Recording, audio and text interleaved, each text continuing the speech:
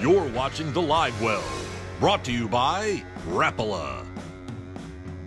Hey everybody, welcome to the Bassmaster Studio, sponsored by Marathon, as we prepare for part 2 of our South Carolina swing, our Palmetto State extravaganza here. And we're coming up on a great one, coming to you from the Santee Cooper complex of lakes, the AFTCO Bassmaster Elite at Santee Cooper. Ronnie Moore, it was a whale of a tournament last year. It was. We were there just a little bit earlier in 2022. Drew Cook, Caleb Kufall breaking the century mark, sight fishing bonanza. Anywhere you wanted to go, it seemed you could find a big one on bed, and some of our best sight fishermen made that final day and obviously came out on top. We're going to see a little bit different here in April, a lot more post-spawn fish, but honestly, this is hard to explain.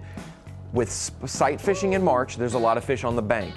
But in April at Santee Cooper, there's going to be even more fish on the bank. And that's because there's still spawners, but the ones that do go to the post-spawn transition in that phase, they don't need to go run off to the offshore. They can stay close, they can feed on bluegill, they can stay by that grass, stay by that wood, all those stumps and things like that. They don't have to leave. So we're gonna have a lot more of the population within 5 feet or less up on the bank than we maybe did in March when they were moving up to spawn. Does that open it up for more anglers to have a chance? Our 103, what percentage of them have a chance to win, and how is it greater than last time around? I do think a lot more people have a chance to win. This is going to be a great fishing tournament. We're going to see some topwater come into play, swim jigs as well. Definitely, guys that want to maybe use a bladed jig or something subsurface, they can get away with it as well. And then you'll have those guys that run on day one to that 1 9 or 10 pounder possibly that still is on bed. We obviously see really big fish show up and the spawn early in those waves, but this is still the Carolinas. We have 2 or 3 waves of the spawn all the way until May. They'll be spawning, so you can still find a fish of a lifetime at any point. But like we said, I think that there's going to be a lot closer weights from 1st to 10th than maybe we've seen in those sight fishing blowouts where it's a 15 to 20 pound win over 10th place by the winner. I think that we're going to see a lot of these guys be able to ebb and flow with what they do. Spinner baits around Cypress Trees will still be a deal.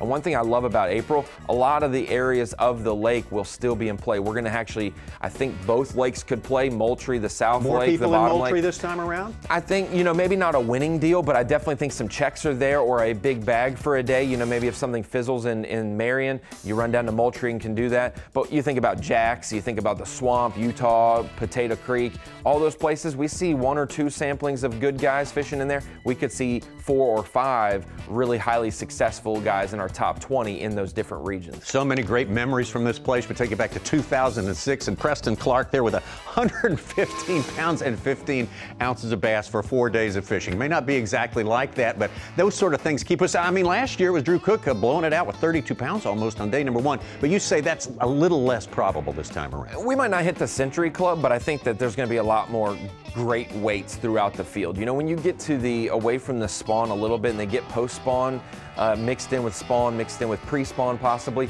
those weights condense. So like we talked about, last week at Lake Murray, how the weights could be stacked around that cut line and have a lot of people with the higher weights. We could see the same thing at Santee Cooper. If you bring in 10 pounds, you're just going to have to do 30 the next day to kind of get back in the game.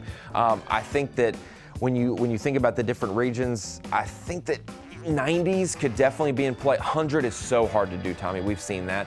And anything less than 100 seems to be a disappointment at Santee because that's the expectation we've set there. Yeah, you got to give it props for 100 because it's the second largest number of century belts awarded, second only to Lake Falcon is the Santee Cooper complex. So we got to give it that respect anyway. I think it's Cypress Trees from last year. Are they going to play this time around? Yeah, I think that's a great highway. If you think those are shallow, and even if they're way off a point and way by themselves, they're still shallow objects, but it's a pathway that fish use. Those farther edge trees out there, they'll swim by them and stop on the way in. Maybe they'll go a little farther and spawn. Maybe they'll stay right there and live, but it's a great highway that fish will live through all stages of the spawn. I think you could use a couple different techniques. We saw Bernie Schultz a few years ago throwing a wacky rig around those. That's a notorious thing.